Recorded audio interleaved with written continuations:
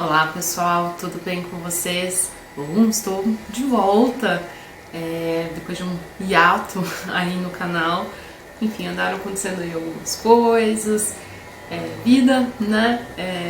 Coisas inesperadas e tristes acabam acontecendo e precisei ficar quieta um tempinho e, enfim, tentar processar minimamente as coisas antes de voltar pra cá. E é isso, então, a gente vai retomar com vídeo de leituras, basicamente quase tudo que eu li esse ano, né? Vamos falar das leituras de janeiro, fevereiro e março. Li bastante coisa em janeiro, tava de férias, fui pra praia, então rolaram várias leituras. Fevereiro e março já foi bem pouca coisa. Mas é isso aí, né? Vamos falar sobre livros e, enfim, como já faz tempo que eu li algum deles, vocês vão perceber que alguns comentários vão ser um pouco mais breves. Mas, enfim, né? É isso que temos para hoje. Vamos lá, então.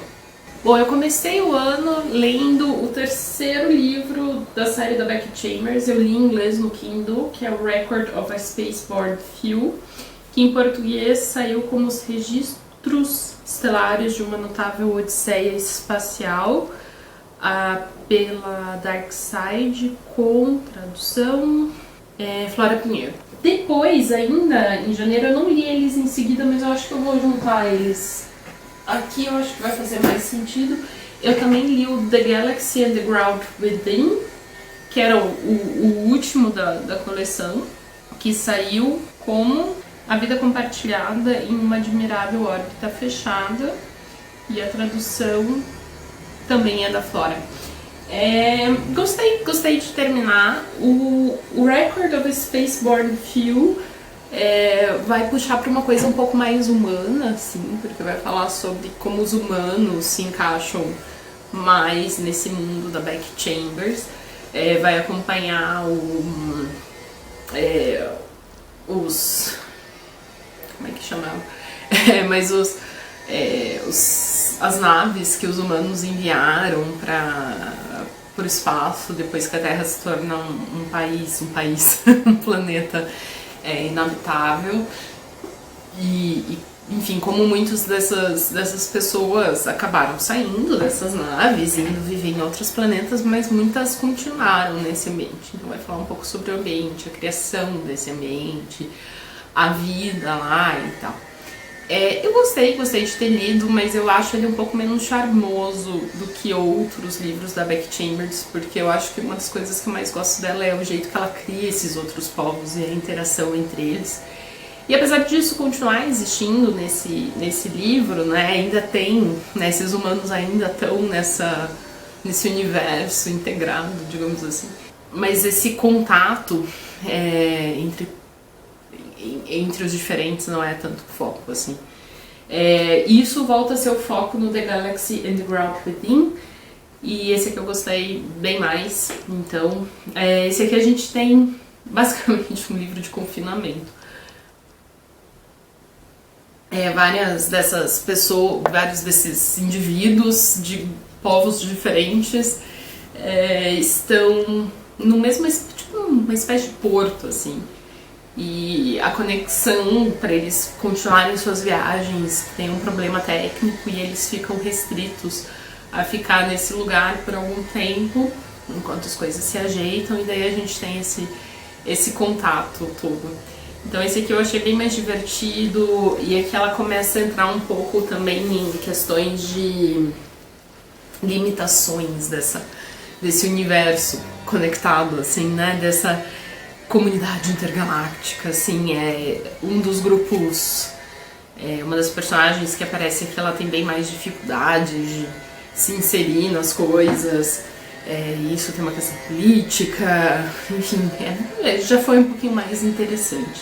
Gostei de ter lido essa sériezinha da Becky Chambers. Eu acho que é uma série divertida pra quem quer ler uma coisa mais leve, mais simples, leitura de férias, esse tipo de coisa, sem ser tão bobo, sem ser simplista, sem ser, assim, bobo demais, né? Eu acho que é um leve, assim, na medida certa. Não acho revolucionário nem nada do tipo, mas, enfim, quem tá procurando uma coisinha mais leve, eu recomendo bastante.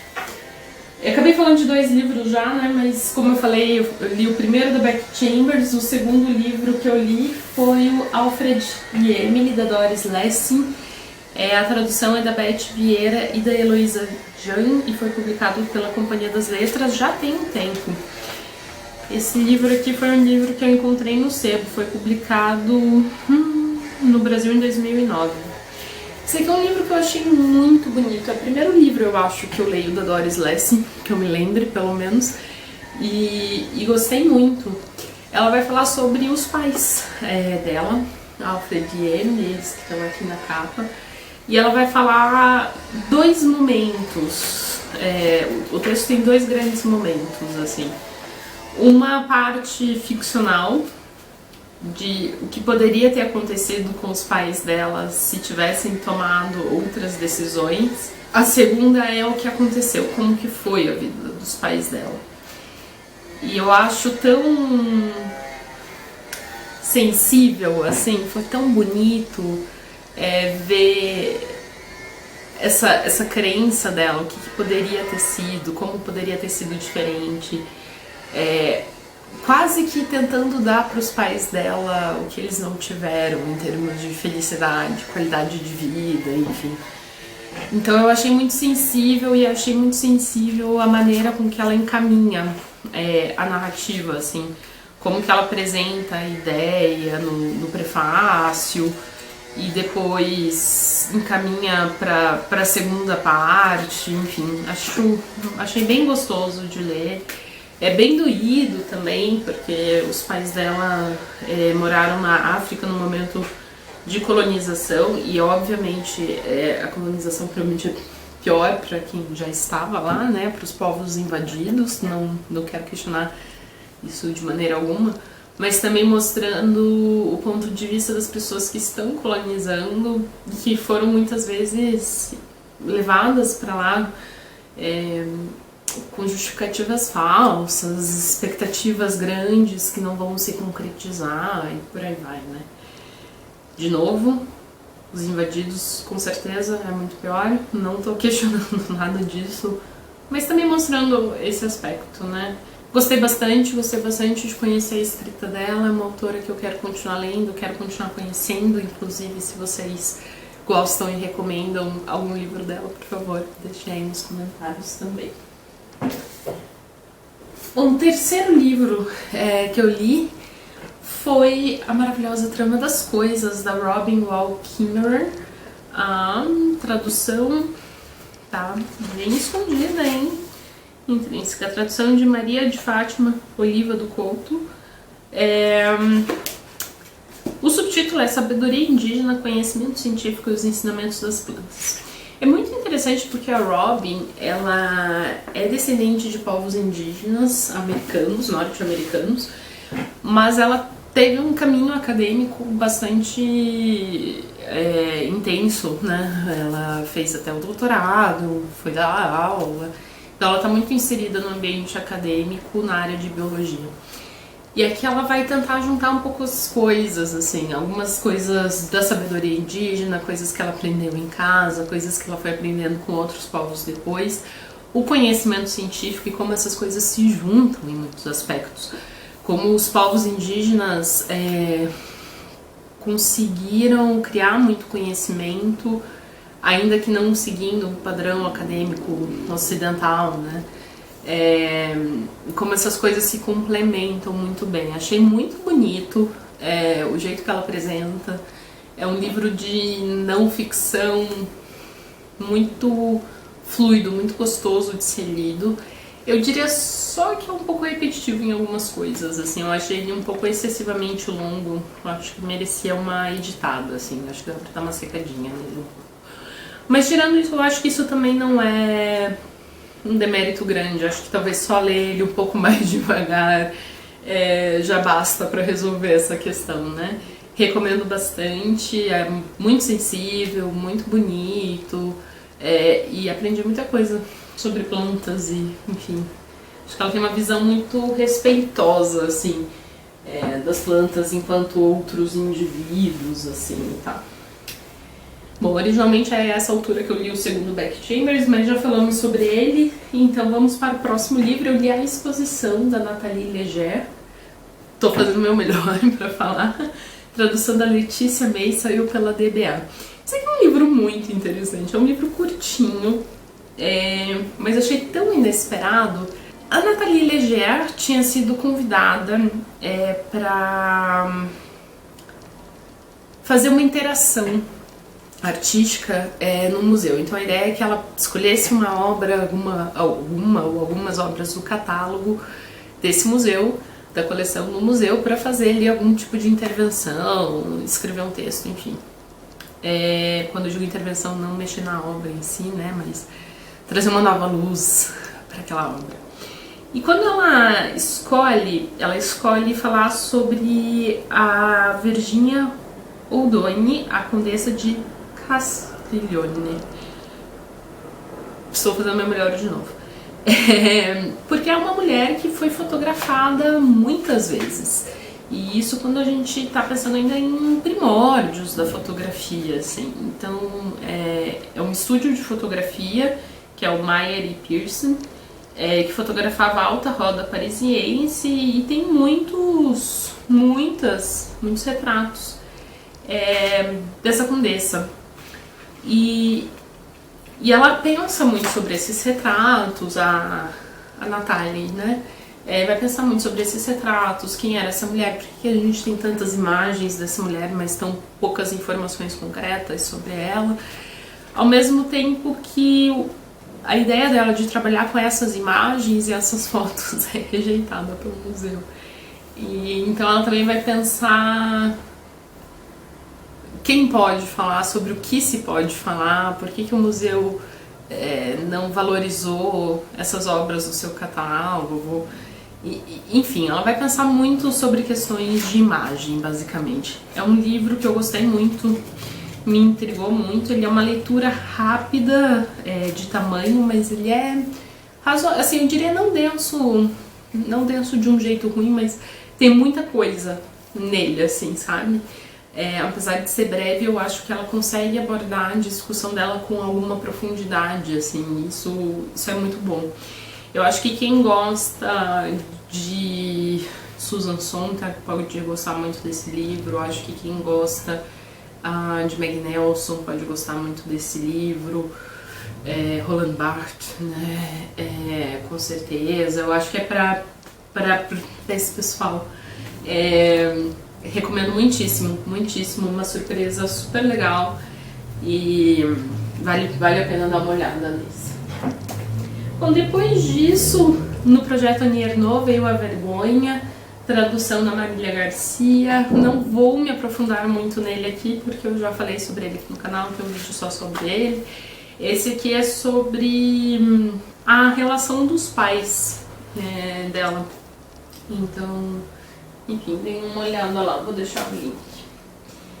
Depois disso, eu ainda estava na vibe férias e ficção científica e li o Sea of Tranquility, da Emily St. John Mandel.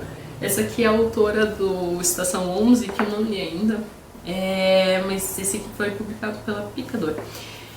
É um livro de viagem no tempo, basicamente. Eu acho muito divertido histórias de viagem no tempo, e essa aqui também foi igualmente divertida, então caso alguém tenha interesse, recomendo. Mas ele, ao contrário da Becky Chambers, eu acho que a Becky Chambers tem um toquezinho de leitura social um pouquinho mais interessante, que aqui eu não encontrei, pelo menos não funcionou nesse sentido pra mim, assim. Eu acho que ele é um livro mais contido em si, mais sobre a questão do tempo e as viagens no tempo aqui dentro, e meio que isso, assim. Então, mas foi divertido, li super rápido. Oi pessoal, Gisele da edição aqui. Tive problemas com o trecho intermediário do vídeo. Eu apertei, né, pra gravar de novo na câmera e deu algum efeito, alguma coisa que eu coloquei lá sem querer na configuração da imagem. Tá muito horrendo. Então eu vou gravar essa parte do meio de novo pra vocês, direto na minha webcam. É isso, vamos lá. Próximo livro, então, foi A Língua de Trump, da Bérengère Viennot. Tô tentando fazer meu melhor para falar o nome dela. Esse aqui é um livro que saiu pela Aine. A tradução, a capa é lindíssima. Eu comprei nessas promoções da Aine recentes, estava bem baratinho. A tradução de Ana Martini. Esse livro é muito legal, muito legal, recomendo bastante. A Bérengère é uma tradutora jornalística e ela começa a pensar muito sobre aspectos da tradução, função da tradução e questões de linguagem no momento em que o Trump, né, começa a campanha do Trump e a eleição do Trump. Ela não chega a traduzir textos inteiros do Trump ou algo assim, mas como ela traduz notícias, ela tem que traduzir muitas notícias dos Estados Unidos, né, do inglês pro francês. E isso inclui muitas falas, trechos de discursos, comentários polêmicos, até os tweets que o Trump fez, tanto na campanha quanto no mandato. E ela questiona muito como traduzir, porque a linguagem que o Trump usa foge muito do padrão tipicamente presente nas reportagens e tipicamente presente num discurso político. E daí é aquela coisa, né, apagar a vulgaridade, apagar a confusão da língua, ou manter isso, e como manter isso, e qual é o aspecto político dos dois lados, e qual ela vai escolher e por que ela vai escolher. Eu acho um livro muito interessante para quem quer pensar mais sobre tradução, mas também para quem quer pensar sobre notícias. Eu acho que é um livro muito legal para quem trabalha com linguagem como um todo, redação, redes sociais, várias coisas. Eu acho que podem, vários campos, assim, né, podem se beneficiar, mas não só isso. Não é um livro super acadêmico, muito pelo contrário, é um livro super acessível, uma boa porta de entrada para essas discussões também, para quem quer permanecer nesse nível de entender a discussão e se interessar um pouco por isso. Eu gosto muito da brincadeira que ela faz de tradução política como tradução de textos políticos, mas também como um viés político da tradução, né? O que cabe à tradução no campo político. E como trazer essa política para o próprio ato de traduzir. Então, recomendo bastante esse livro. Depois disso, eu também li 2 livros da Maryse Condé, que faleceu, né, recentemente, uma pena. Foi minha primeira experiência lendo a autora e gostei muito, com certeza vou continuar lendo. O primeiro que eu li foi O Coração que Chora e que Ri, e depois eu li O Evangelho do Novo Mundo. Eu li os dois para fazer uma resenha para o rascunho, então vou deixar o link ali embaixo, caso alguém queira dar uma olhada. O Coração que Chora e que Ri, Contos Verdadeiros da Minha Infância, foi publicado pela Bazar do Tempo, com tradução da Heloísa Moreira. E é um livro sensacional. Esse aqui é um livro de memórias dela, da infância dela. Ela é uma escritora que nasceu em Guadalupe, uma colônia francófona, colônia da França e, portanto, francófona. E ela ocupou uma posição interessante, meio ambígua, porque a família dela é rica, tem boas condições, vai com frequência para a França, ela estuda na França. Então, tem todo um discurso de classe superior. Mas também quando ela vai para a França, ela se entende como de uma classe diferente, porque ela não é vista pelos outros como francesa ou como uma classe superior. E isso leva ela ali a um grande questionamento de questões de classe, de entender questões coloniais e tal. Então é muito legal acompanhar tanto a vivência dela, mas sobretudo esse percurso de formação desse pensamento. Então é um livro que eu recomendo muito, gostei demais. E ainda por cima ler, né, depois uma obra dela, essa aqui daí sim é um romance, é muito legal para ver como esse pensamento decolonial que a gente vê se desenvolvendo ali na menina, eventualmente chega numa obra literária, que tipo de crítica ela vai fazer. Para mim, um dos maiores meios que ela encontra para fazer a crítica é o humor, inclusive algumas tiradinhas, algumas frases mais de humor, eu acho que são um momento em que ela mesma põe a voz dela de autora intermeada com a figura de narradora da obra, assim. Esse livro aqui, então, saiu pela Rosa dos Tempos, com tradução da Natália Borges Polesso, isso mesmo. Aqui a gente vai ter uma relação com o Novo Testamento, porque o menino que vai ser protagonista da história é encontrado numa manjedoura, a gente já sabe antes como que ele chegou lá e tal. Mas todas as relações dele com a família dele e etc. vão ter alguns paralelos ali. Começa a se criar esse rumor de que ele seria algum tipo de reencarnação de Cristo, enfim. Coisas do tipo, e essas coincidências vão aumentando ao longo da história. Ou não, né? Em muitos momentos também elas não continuam, né? Mas é um pouco, por um lado, um questionamento de como aconteceria essa história de Cristo se fosse num contexto muito diferente. Mas também, será que ela seria possível? E é um pouco o questionamento da autora. Gostei muito de conhecer a obra dela e com certeza é uma autora que eu quero continuar lendo. Essa tom de humor eu achei sim sensacional.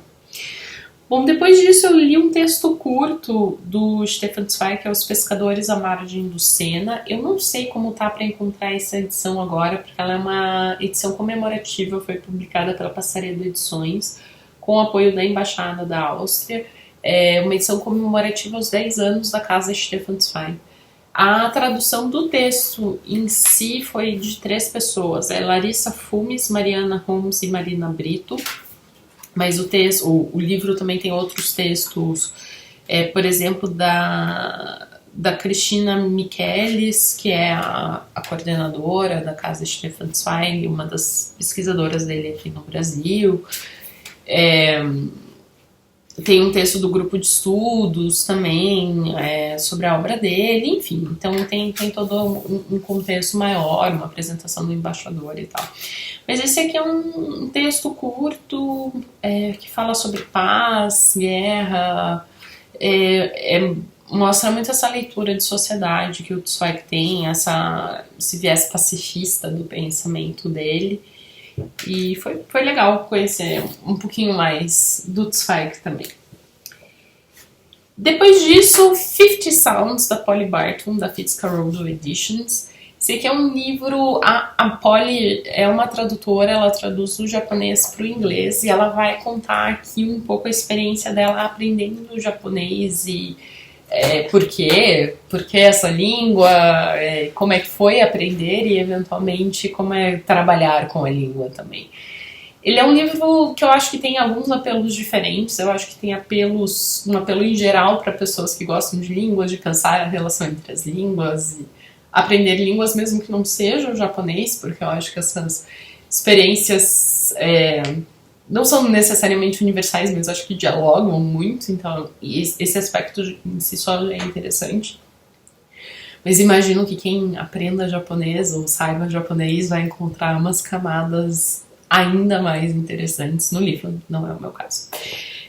Gostei bastante, foi divertido, é um livro que eu li mais devagar, tem um quesinho repetitivo, talvez, mas achei divertido a experiência dela e, enfim, recomendo. Nossa, não dá pra enxergar, um pouquinho. Enfim, problemas de webcam, né? Bom, depois disso teve o outro livro do projeto Daniel Arnaud, O Acontecimento. Esse aqui é o livro dela sobre aborto. Também, como já tem vídeo, vou deixar o link, não vou me aprofundar muito nele aqui. Mas a Manu, uma amiga minha que gravou o vídeo comigo, lembrou desse outro livro, que então a gente também leu e comentou lá, que é Uma Lei para a História e a Legalização do Aborto na França, da Simone Veil. Ela era ministra da Saúde na época que o aborto foi aprovado na França, e aqui a gente tem tanto o discurso que ela fez na época, quanto uma entrevista com ela, comentando sobre todos esses aspectos políticos dessa decisão. E também muito legal, e acho que vale a pena dar uma olhadinha lá, o vídeo ficou bem legal com a Manu. E por fim, nessa sessão webcam do vídeo. Li mais um da Becky Chambers e não gostei nem um pouco. É o Salmo para um Robô Peregrino. É o volume 1 da série Mundo de Robô. Eu definitivamente não vou continuar lendo. Foi publicada pela Morro Branco. A capa é muito fofa, né? E a tradução é do Fábio Fernandes. É outro mundo, um mundo muito diferente da outra série da Becky Chambers. E aqui a gente tem um monge, monge, na verdade, uma pessoa de gênero não binário, que vai se dedicar a, eu acho que chama monge do chá, se eu não me engano. Que é essa profissão de um monge que fica, monge que fica passeando com uma carruagem, fazendo chá para as pessoas e conversando com elas, dando apoio, uma espécie de terapia, assim, dentro desse mundo, uma espécie de terapia. E essa pessoa, então, tá fazendo essas viagens quando se depara com um robô. Nesse universo, os robôs tinham sido inventados para os humanos, mas já tinham se separado da humanidade, estavam vivendo afastados. E eles se encontram e esse robô quer saber como está a humanidade e o que a humanidade mais precisa. E a partir disso eles começam a desenvolver várias conversas e questionamentos e encontros, enfim. E, em geral isso é uma coisa que a Becky Chambers faz muito bem, mas eu achei tão decepcionante. Primeiro que o mundo que ela cria parece muito legal, mas ela não aprofunda muito nisso. Então a gente fica com só um gostinho assim disso. Porque me parece que ela quer basear assim, a força da narrativa nos diálogos entre esse robô e essa pessoa. Mas os diálogos não são bem escritos, é muito superficial, não é interessante, ela se perde em assuntos bobos. Enfim, não continuarei com essa série e, inclusive, o livro me deixou assim com eventuais coisas novas da Becky Chambers, porque é um livro mais recente, né? Então eu já fiquei meio tipo, não sei se eu vou continuar lendo Becky Chambers. Veremos. Eu tenho um livro dela que eu não li aqui em casa ainda, então quem sabe, mas não foi pra mim, gente. Não foi pra mim mesmo. Agora, indo pra março, começamos com Marguerite Duras. Esse aqui é o Jan Andrea Steiner, tradução da Karina Ceribelli. Foi publicado pela Bazar do Tempo. Não conhecia esse livro dela, mas achei bem interessante, também bastante meta literário, meta escrito, assim. Então, no verão de 1980, ela recebe na casa dela o Ian Lemay, que era um leitor dela e uma pessoa com quem ela se correspondia já há algum tempo. A partir disso, eles ficam juntos nos últimos anos todos da vida dela, né? Ela morre 16 anos depois.